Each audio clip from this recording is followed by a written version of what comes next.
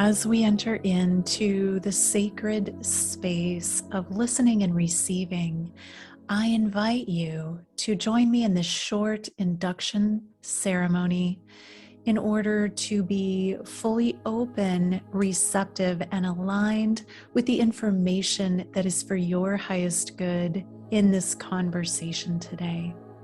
Begin by closing your eyes and taking a deep breath into the belly. And as you're breathing, bring your awareness into your heart center, making contact with the light in your heart. And find your heart light glowing, growing and expanding out around your chest.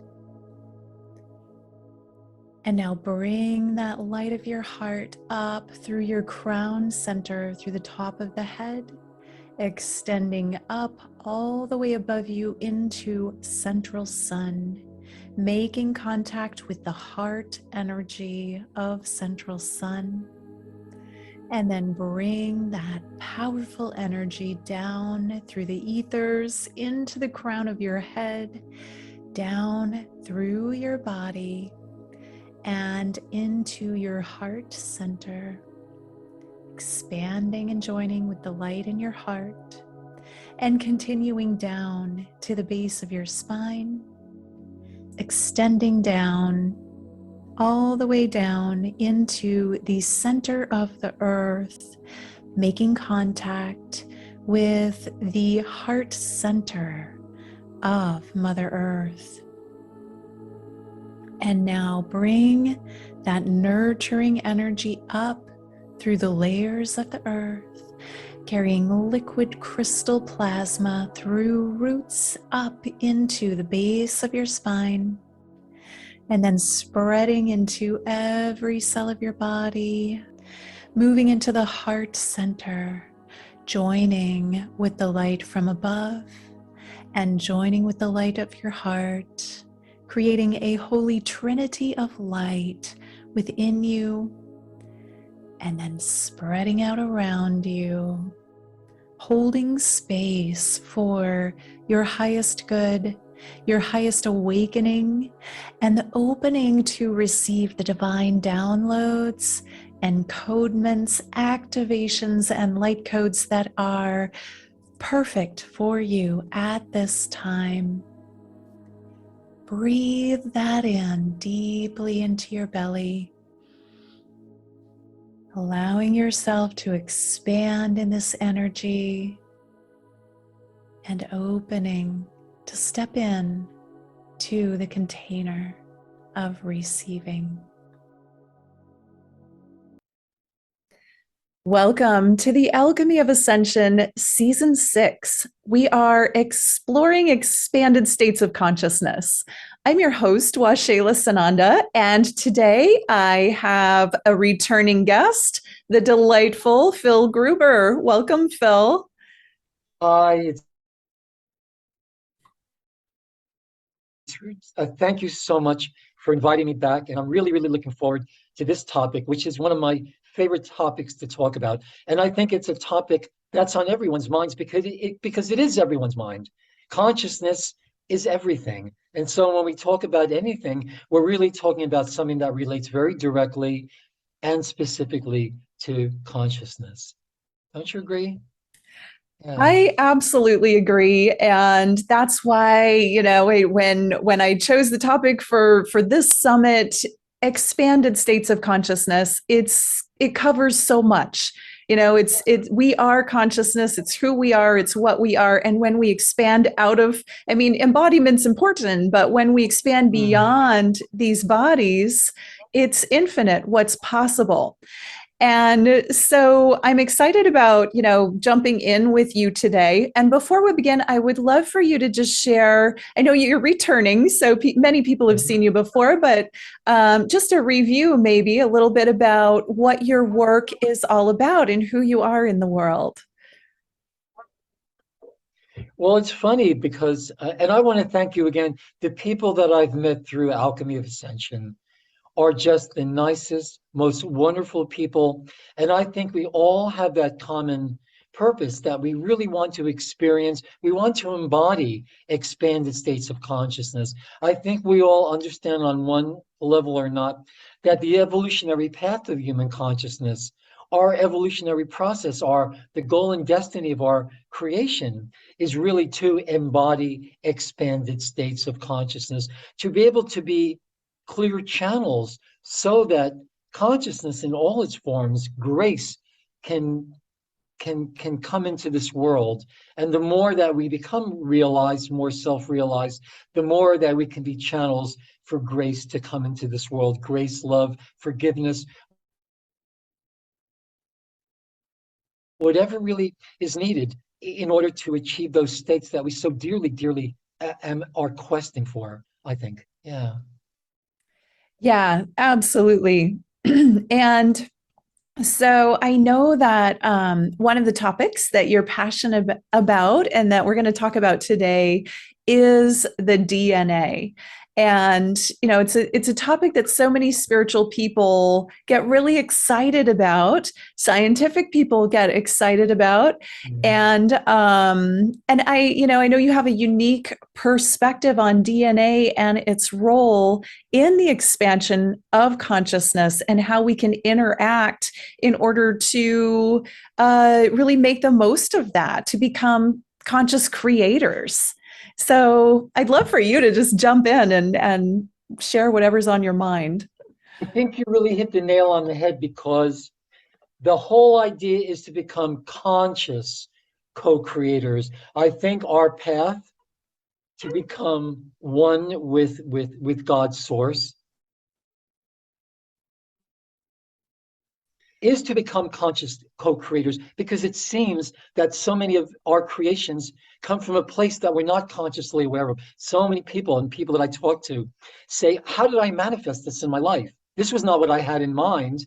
This is like the exact opposite, because it seems that a lot of our creations come from places that we're not consciously aware of. And I think you really hit it, that we need to be conscious co-creators. We need to be aware, awake to all of our thoughts, with the knowledge and the understanding that all of our thoughts will become manifest in our lives. Even a thought that seems transient or temporary, or just comes to mind, we will experience every thought we think, that we've ever thought, that we will think, not only ours, but even our simultaneous identities in other space-time coordinates. So the ones that are conscious are the ones that are really more responsible for thinking thoughts that are in line with divine law, with divine right order. And there is an energetic reality to that. It's not just some new age kind of concept. It is a concept in terms of the physics and metaphysics of consciousness and creation. We can be conscious co-creators, and I think conscious manifestors. And I think that's the next and probably the most important step, that we can begin to learn how to become conscious, fully conscious, and become conscious co-creators with Source. Yeah, that's the ultimate, right? And I know, for myself, I also teach conscious life creation. And we all get to watch, when people say, where am I, or how am I doing, or how do I know what I'm manifesting? You just look around you, because the entire world, your experience of the world, is your manifestation. And I think a lot of people get hung up on that, but like, wait a minute, why would I create this or that, or, war or hunger or all of the negative things? And yet when we really look at who we're being in the world and what our relationship is to these experiences, we can see the relationship of creation, where there's a part of me that does believe in war or lack or poverty, even though we don't think that we're creating that. As a human collective, we are. Yeah, we certainly are. And I would tell you that, again, people need to understand that every thought is going to manifest in this hologram, because we have the great gift of our creation is that we can think things into manifestation. Everything that will ever be created exists in a place of potential creation, and everything wants to experience life and even more life. The things that exist in the old teachings, they call it the unformed substance, that everything, and when you really got to the heart of it, that everything is consciousness. Everything in existence is conscious, certainly to the extent that it is. Maybe, every particle in creation is alive, awake, and aware. And when we really understand that everything, the particles that make up these glasses, or the papers, the pages where my notes are, these are all conscious. They are alive, awake, and aware, certainly within the dimensional bands within which their conscious is focused. Maybe they're not co-creators yet, but we use them in terms of our creation, and maybe one day they will have this morphogenetic field that maybe they'll be able to exercise their own will. Right now they're subject to our will, but it doesn't mean we should treat them with any less respect and reverence. Everything is a manifestation of the one, of the presence of God, whatever you want to call the consciousness that gave us life, that birthed us. Once we really learn to have respect and reverence for everything that exists, everything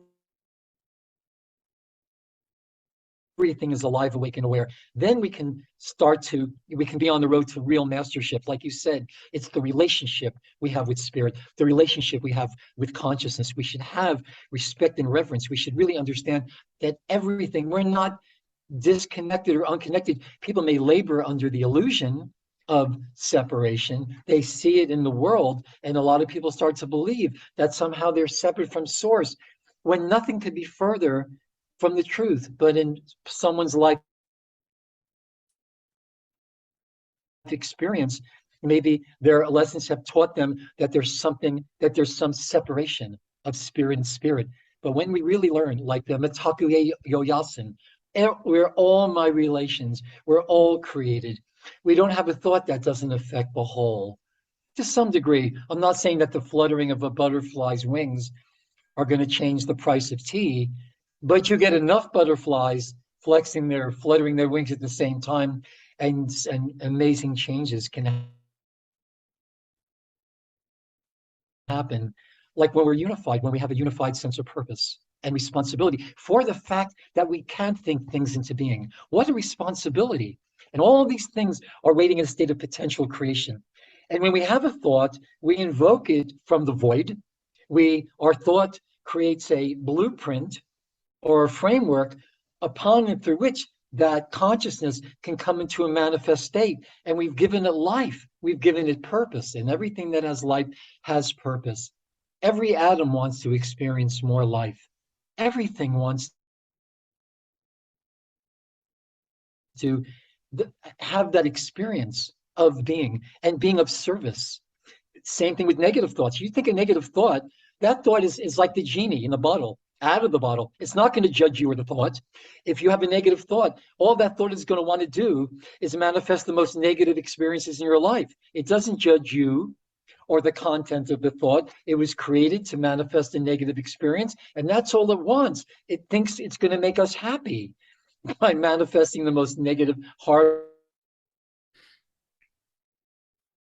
experience. But fortunately, the same goes for positive thoughts. When we learn to think in divine pictures, when we really master the attitudes and etiquette of spiritual mastery, respect, reverence, forgiveness, responsibility, impeccability, I think because things are moving faster now, we have to reach a higher level of mantle of responsibility with our thoughts, especially with the ones we know the power of our thoughts. Therefore, we really should be more responsible for what we're creating, bringing into this world. Mm-hmm. Absolutely. And on that note, I just want to say I was just at a 4-day meditation retreat with so much love happening, and I had people coming to my house taking care of my cats. I have 2 cats, and then all these little mango trees, and they were talking about while I was gone, they'd say, "There's your cats are so loving and so sweet and so happy this time." And I came home and one of my mango trees, like they'd all grown. One of them I thought was going to die before I left had sprouted all these new little tree sprouts and like 6 baby saplings out of one seed. Who's ever heard of that? And I feel like it's the energy of who, what I was experiencing. It went out to everything I was connected to. And 4 days of meditation, you can do a lot of good during that time. And it just caused things to grow and feel more love. And I think ultimately that's where we're going, or intentionally working toward going as a human collective, at least those of us who are working on the ascension Yes, process. it's I totally agree. It starts with the intention, but you've got to back it up. Your thoughts, deeds, words, actions. That intention is really good. When you can bring that intention, when you can flesh it out, that's really the magic. I think all the ancient teachings teach us that every thought is compelled by its nature to embody itself in an objectivity. Everything wants to thrive. I think our movement, Waxela, is always towards a state of grace. And the only thing that mango tree, it wants to flourish. It wants to provide fruit. It wants to do what it can. Everything wants to be of service. It doesn't always seem that way, but I think that the only thing that blocks the natural organic process of flourishing is our own thoughts that block. And when you talk about the DNA, it all comes down to the DNA. A lot of people, aside from passing on traits from one generation to another generation, most people don't even ask the question, what is DNA? What is it about? Why do we have DNA in the first place? Because DNA functions as a chemical lens.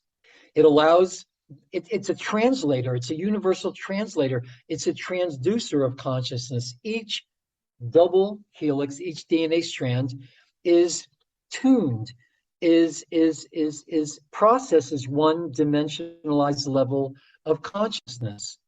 And so the more DNA you activate, the more of the wholeness you can embody,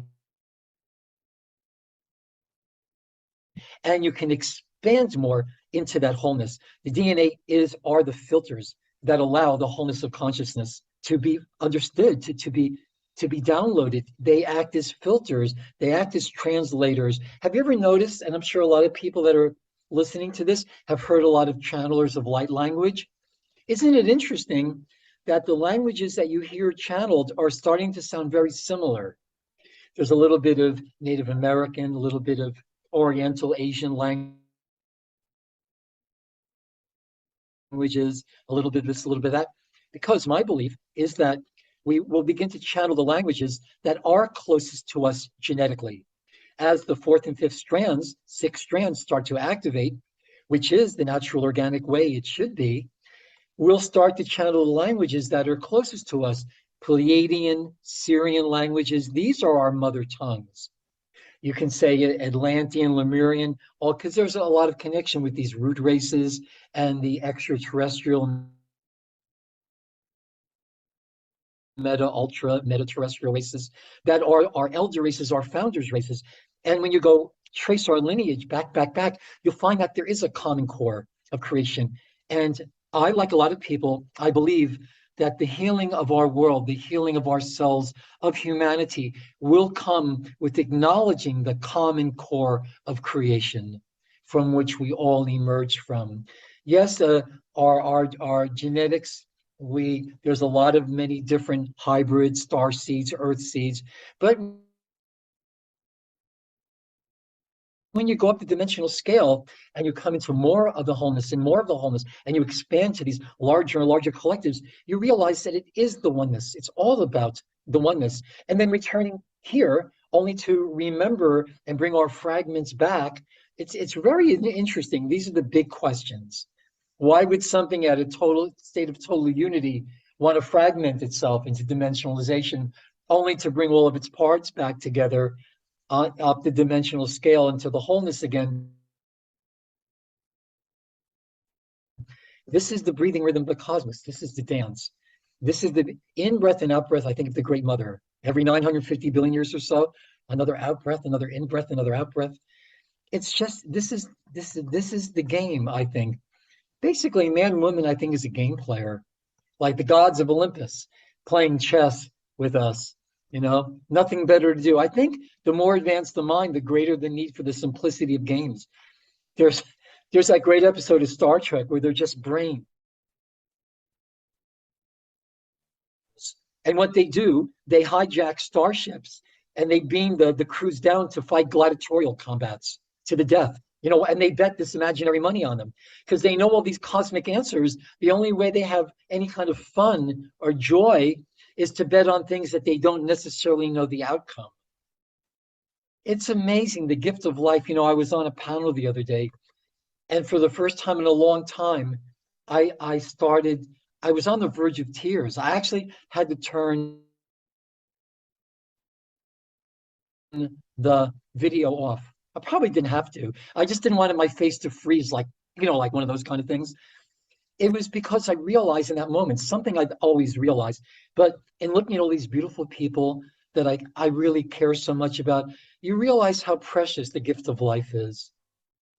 You realize how precious it is, and that love. And I realize that all the things I teach are really leading to the same place. And I think a lot of these things that we're teaching are really leading to people to a realization that everything is one, that love might be the emotional body's interpretation of a state of vibrational co-resonance. How can you not feel love when you're on the same wavelength? Maybe there are different levels of love. I think we have it in our DNA to feel a love that knows no earthly bounds. We, because of our DNA and the levels of our DNA activation, I think we can feel love that the angels feel, even the archangels, even the Christed ones. We do have that potentials that you mentioned earlier.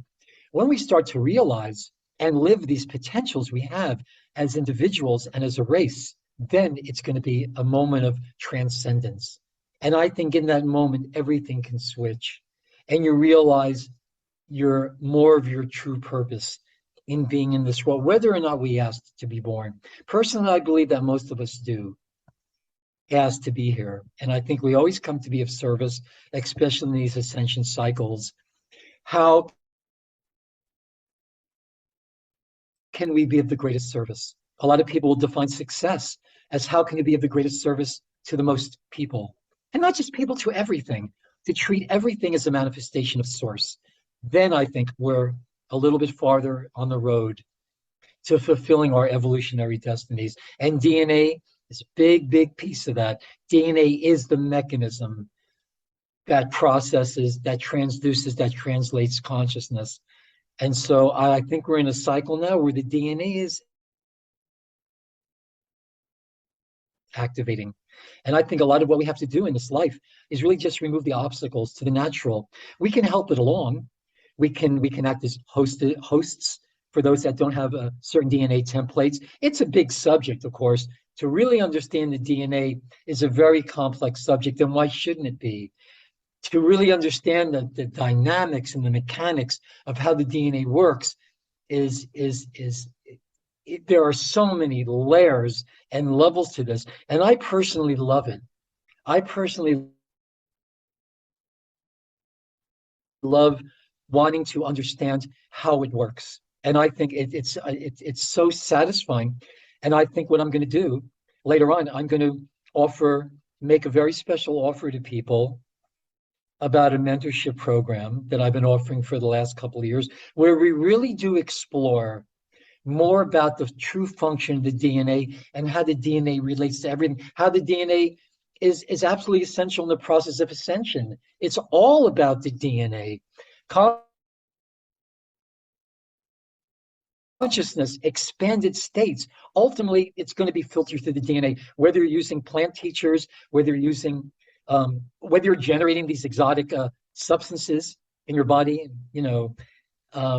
because you have certain DNA templates that allow you to create very exotic biochemistries in your body, whether you're using one or another of these wonderful plant teachers that are here for a reason to expand consciousness responsibly in the right set and setting.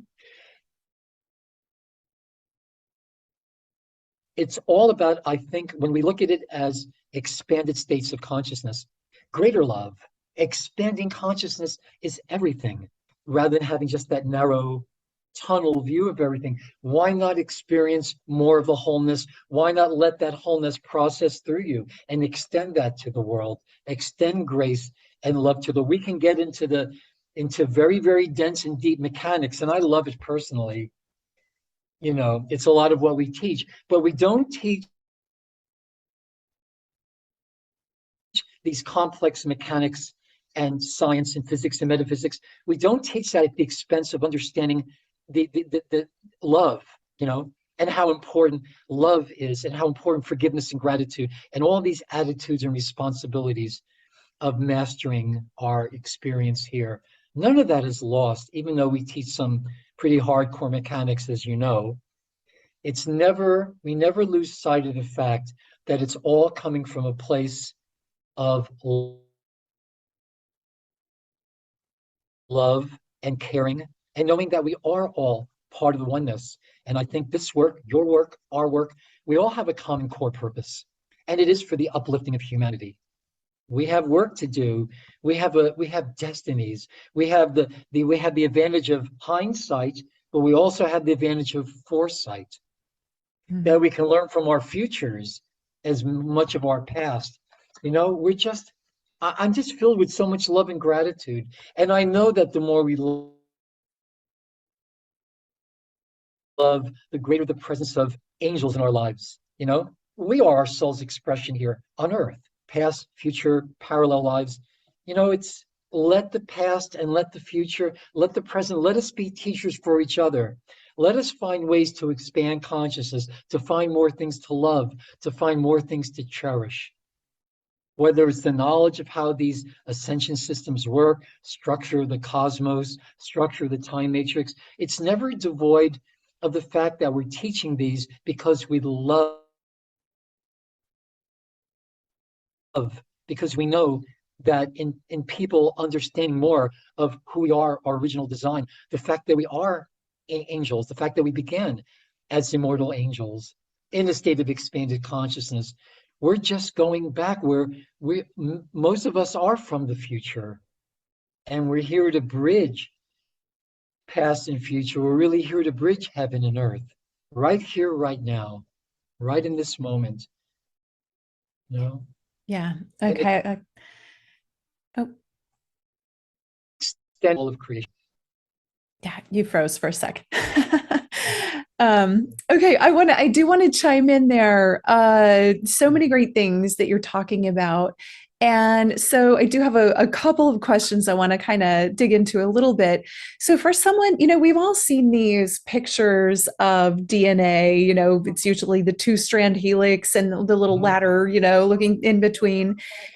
And for some people, they'll, you know, we see these ladders that are all broken up, you know, frayed, distorted in whatever way. And then there's, you know, next to that, there's the perfectly clean, intact DNA strand. So for someone that says, you know, okay, I feel like I come from a lineage that's got a lot of issues, there are genetic problems, disease, and I know that my DNA is not in good shape, or, you know, maybe looks like the frayed ladder.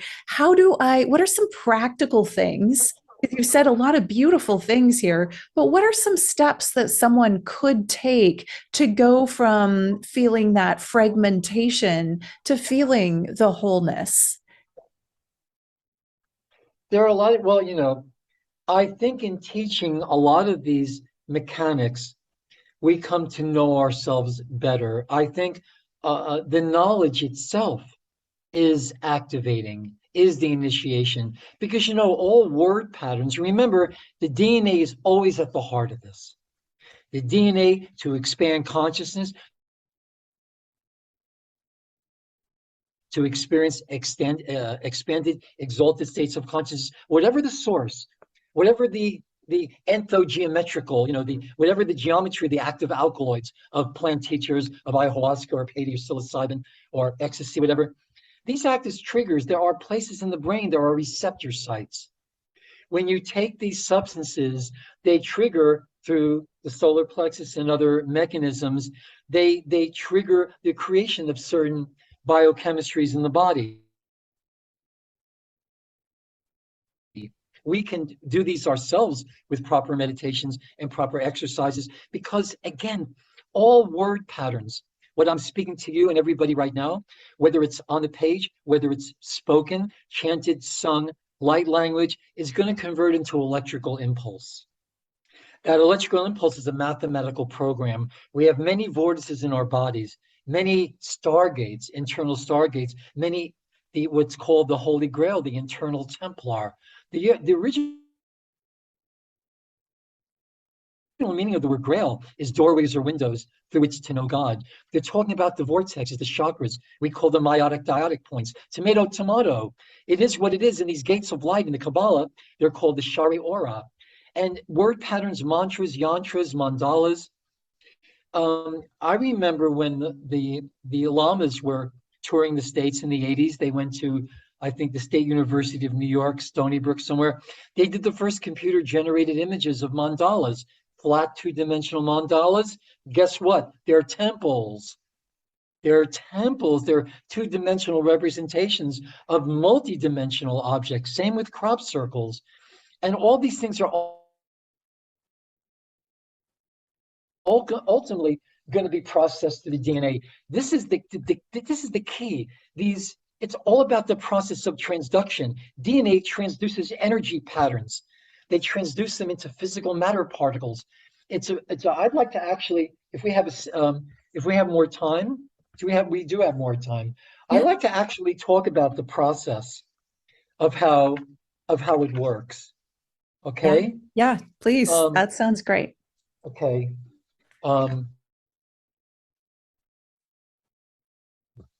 What we need to understand first is that there is a central source of all creation. And that central core source of creation, it has many, many names. We call it the Unicy, Unasai. You remember from the mentorship. The Unicy is the source of energy out of which the cosmos emerges and within which the cosmos takes place. Everything takes place within the cosmos. Nothing happens outside of it.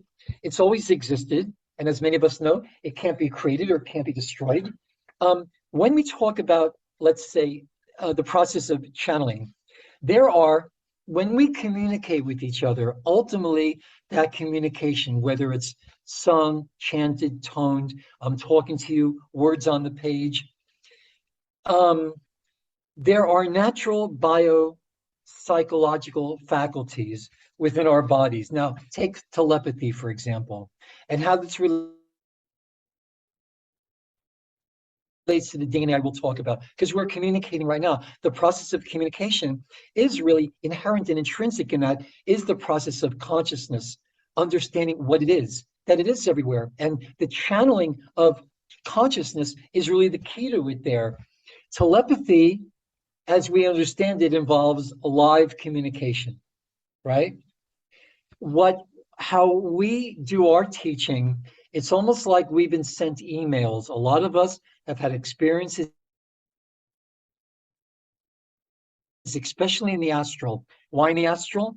It's not to say that a lot of us haven't had direct contact experience with higher dimensionals. Actually, there's indigo type 1s usually have had physical contact since childhood, but sometimes we tend to forget it when the karmic pattern sort of kicks in. But many of us have had experience. With me, it was in my walk-in. You were given a lot of emails, and they're meant to be open later, whereas telepathy involves live communication. This is symbol code implantation. And the reason what I'm getting at is the DNA is the ultimate translator of this. Many of us in childhood, in the astral, usually, even in our adult lives. Why? Because the astral is a very safe place to meet. We normally, our consciousness disengages from our three-dimensional focus and goes into the some of the lower mid-astrals during sleep. The higher dimensionals, identities from our soul matrix, all they have to do is unplug themselves a little bit to get into the astral. And this is where we're given like these email messages. This is symbol code implantation. It's a transfer that involves pre-recorded messages that are digitally programmed into symbol codes, geometries, light language, electrically implanted within the bioelectrical circuits of the body. Now, these communications are stored in the cellular structure as electromagnetic light and sound patterns in the cellular structure, in the cells, usually done during the dream states again. When they're activated purely by the thought to access them. The cells transfer the data into the DNA where it undergoes the translation. And the data translates into electrical impulse, chemical hormones, translates into sound, image, languages. Ultimately, DNA is the translator. And the only thing that could mess with that process is our own thoughts that create crystallizations of kind of dark, misshapen crystals that are we understand as miasms. When you talked about the shape of the helix, I sort of wove my way into talking about that. The helix is in such a way that you have an electrical helix and a magnetic helix. Particle, antiparticle, matter, antimatter. The latter rungs that keep the helix in the shape that it is, these are hydrogen bonds, the nucleotide base pairs, okay? That Greg Braden talked about in his book, that Dr. J.J. Hertak in the case of Enoch back in 1973 talked about the chemical language, the alphabet of the DNA, many, many decades before, in the case of Enoch, in the Book of Knowledge. Those latter rungs are hydrogen bonds, and they present in the red spectrum. Now, there are some very interesting bonding irregularities. See, the thing about Ascension is the helixes come together, they fuse together. And then there are certain codes between the DNA that allow the strands themselves to fuse together that creates beautiful blue photonic light. It's a radioactive silicate. It's a super hyperluminal substance called celestaline. As that courses through the body, it raises the frequency, the acceleration rate of all the particles, and this is where a molecular transmutation is rooted in this, in part, in the ascension process. The release of certain seals in the body that allow the Merkaba spirals to be released from their phase lock. A lot needs to be understood about the DNA's connection to the Merkaba, the DNA's connection to translating consciousness.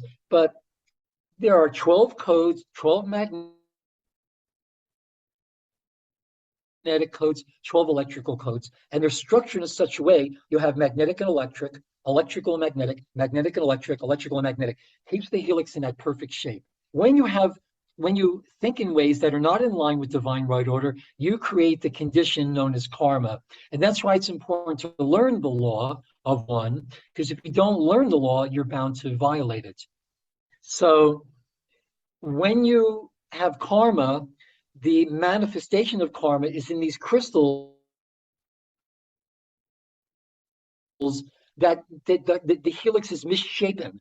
And now you have electric and electric, magnetic and magnetic, electric, and that tends to polarize the strands. The helixes can't come together. The whole secret of ascension is in the helixes coming together. Matter and antimatter coming together. Yes, it's, what's that word again?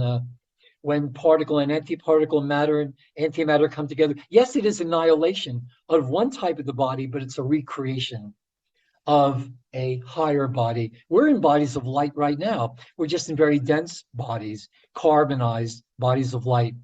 But when the helix is misshapen, you don't have the codes lining up. Electrical and magnetic, magnetic and electric, electrical and magnetic. And the fact that they're hydrogen bonds, when you want to escape, it's right in the Bible, in Exodus, you want to escape the bondage of Egypt, or the bondage of your personal pharaoh, or the bondage of your own oppression or oppression by others, what do you have to do? You have to part the Red Sea. The latter rungs of the DNA are hydrogen bonds. They're red hydrogen bonds. They present in the red spectrum. So what you have to do is there are points in the hydrogen bonds where they do separate, so the helix can come together. That's what Exodus is really teaching us, that when you want to escape the bondage of the lower bodies, you have to part the Red Sea so the helixes can come together, so the codes can be released, that the DNA strands begin to fuse. Because of the waves of indigos that have come in, remember, the higher DNA template you have, the more potential for expanded consciousness. Again, each DNA strand, each double helix processes one dimension of consciousness. Right now, we have 3 operational strands of DNA, or else we wouldn't have consciousness of our physical, emotional, mental bodies. That's how that information, those electrical impulses, those sound and light patterns are transduced. But the fact is that we have blockages in our DNA. All those negative thoughts, they ultimately will crystallize in these miasms. They misshape, the helix is misshapen, the strands have a tendency to repel each other, then fuse together, and it can't process consciousness. You may be getting very clean consciousness from the higher levels, but remember, Waxela and everybody else, it's got to be filtered through your DNA. Everything is ultimately got to be filtered through the DNA. DNA is like a piece of film, and the projector, the light from the projector, focuses through the film, and that's the hologram of your life.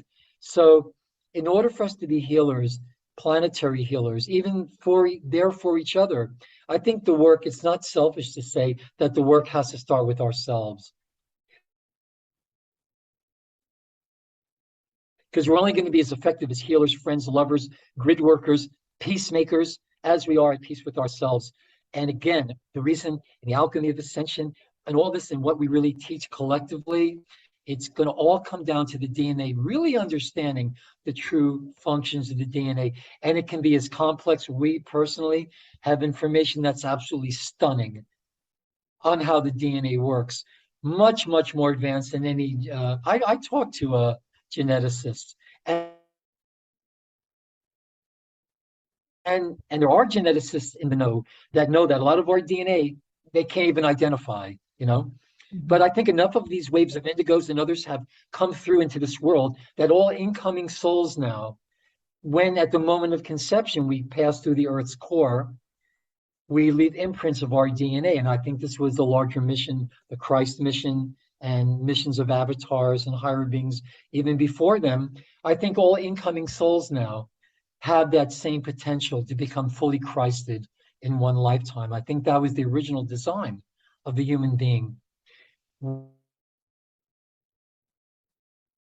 We are designed to experience expanded states. And yes, there are a lot of things that can model it for us, plants, chemicals, substances, alkaloids, but I think we can generate these same chemistries within our bodies. I think it was the work of all the Magdalens and the Marys and the circles of Marys, because they were, especially with the Magdalens, we've talked about this before, because they were they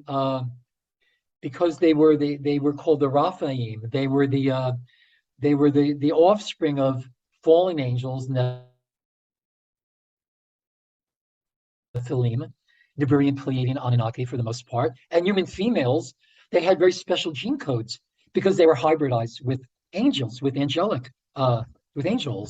So the reason they were chosen to be the temple priestesses, where if you wanted a taste of the Christos and a taste of expanded consciousness, you would go to one of these sacred whores, prostitutes, children of God. That's what whore originally means. Child of God, like Horus. Prostitute, a woman who is sovereign unto herself. The reason that these women were so sacred and sanctified, it was because of their DNA. That because of their special DNA, because they were the offspring of angels, they could produce very, very special chemistries in their body. That process through the DNA could give you experiences, really transcendent experiences. And I think that we have that with each other. All of us have experienced moments of transcendent poignancy, the love the love of a child's face, your face, a sunrise, a sunset, anything you're vibrationally co-resonant with. There's a bond there. There's a rapport. And when people really understand, however you want to look at it, ultimately, the DNA is the key to understanding everything. Ascension, who we are, is embedded in the memory of the roadmap of higher consciousness and expanded consciousness is in our DNA. The truth of where we come from, who we are, and what we're meant to do here, that's in our DNA, But we're blocked to the full memory of it by thoughts that create these blocks, these miasms, the expression of our karma. So we really have to learn and relearn the law of one, divine right order, that there is a true order, and that order needs to be respected. And when we think in a way that violates that, well, we have to forgive ourselves. That's consciousness at work. We have to just apologize. The word apology means not many. Not many. So when you apologize, you're reaffirming the oneness. Our DNA loves that. I don't think there's anything more powerful that can clear the DNA of all of its miasms, all of its karmic residue, than really understanding that the power and the majesty of true forgiveness and gratitude. And then the DNA will, I think in this time cycle, it's activating naturally. We're in an ascension cycle now. We don't, this work used to take decades, a lifetimes. We can do it faster, but we still have to do it with respect to the process.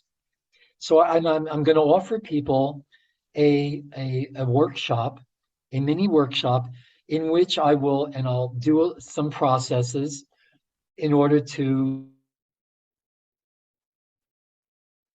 expedite and facilitate the activation and the clearing of the DNA. And then what I would like to present to people is an opportunity to engage in a full one-on-one mentorship. That's going to lead to joining a group which is very special. And all that's going to be done only and exclusively through the Alchemy of Ascension. And so if people are interested, I'm going to be offering a free orientation to these more extended mentorships. But even in that free mini workshop, I'm gonna give processes that I know are very, very, very powerful, and are very, very profound, and that people will really be able to use on a daily basis. You become one with the cosmic mind. Remember, just reaffirming that affirmation. If you do become one with the cosmic mind, well, that's it, game over. You get a full refund.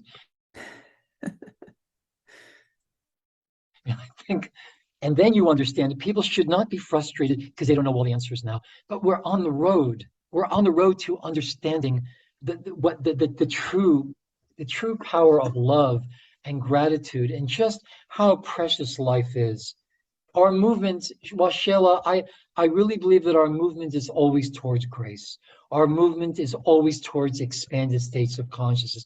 If people choose to be limited, that's their choice. We respect that. But I think there were worlds of experience, worlds of delight. Sure, there's pain, and sure, there is suffering in the world, and we can't ignore that's a reality, but we can do something about it if we start with ourselves. And just that intention, that desire to experience expanded states, to experience greater love. We all long for a universe of which we were once so intimately a part, where everything made sense, right? We all, to one extent or another, have that transcendent longing that we want to be with people that understand us, that share our pain and joy, our sorrow, and also our delight at having the privilege of being able to use our minds to create what we so dearly desire, not just for ourselves, but for the world.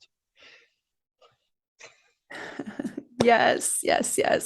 So I love that you just went on and you put it all in there. There's so much great information there. Like, I mean, I could go back and comment on 25 different things. I won't, because I'll want to watch it again.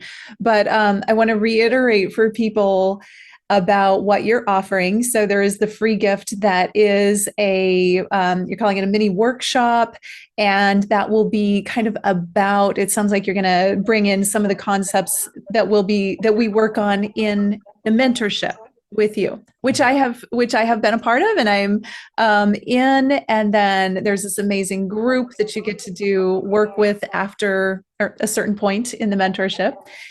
And then you're going to offer, as a special offer, a special deal on that very mentorship. So I will have all of the details written out about that in the show notes, so people can learn more and join if they'd like to.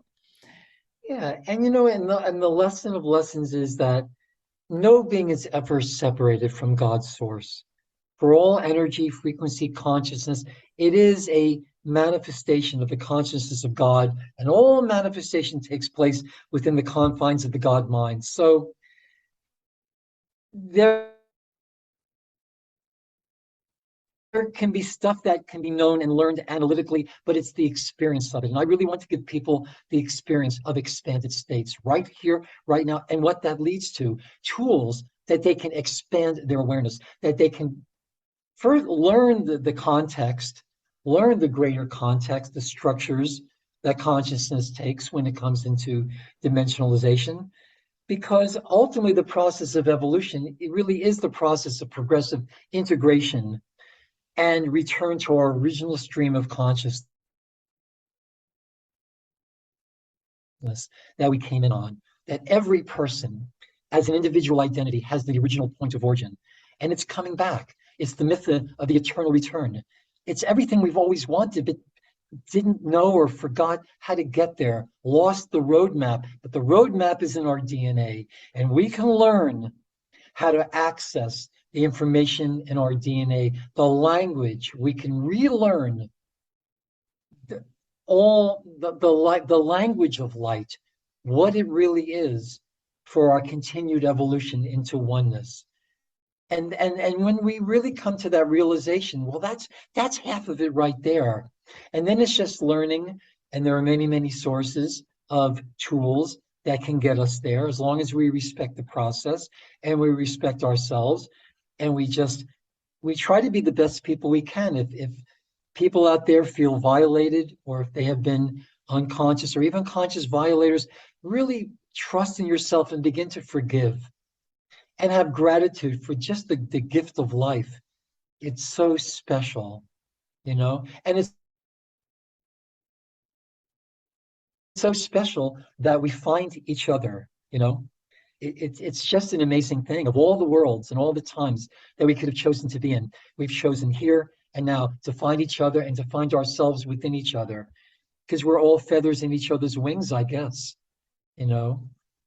Yeah. And I think, and I thank you so much. I mean, there's so much to share. It's just, and it's really great when you really at any given moment, why you're here. It may change, but when you're really in dedicated, sincere service, everything you need, everything consciousness will bring you exactly what you need to fulfill your work here. And I think the great secret is not to ask for more, and at the same time not to settle for less. And I think that's going to be the healing of the world. I think it's a world worth saving. That's for sure. Yeah. Yes, indeed. It's an incredible experience to be alive at this time, with so much available to us and so much expansion of consciousness and interaction of amazing minds, which is what this summit is all about. And so it's been delightful to have you back, Phil. And you always bring such interesting, unique information. I love all of the things you shared about the DNA and everything else. And I've also loved just being in the mentorship with you, getting to understand, your version of reality, which is fascinating and expanding. And then also to get to engage with the other people who are in your mentorship. So it's delightful to know you, and it's definitely been uplifting in my life to be a part of this work. Well, for me, it's an honor and a privilege and a joy to have met you and the people I've met through you. Such beautiful souls, I really am just eternally grateful to you and for you. I'm just thank you, Waxela. Thank you so much. Likewise. Thank you, Phil. Love you so much. I appreciate Mhm. you. And for everyone watching, we'll go ahead and close there. But thank you so much for tuning in and being a part of the Alchemy of Ascension Season 6. And we'll see you on the next session. Namaste. Namaste.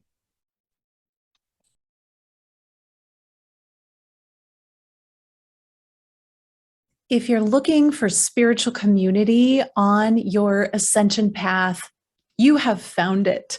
The Alchemy of Ascension community membership is a brand new membership that I have launched to bring together spiritual seekers, people who are actively working their ascension path, their ascension journey.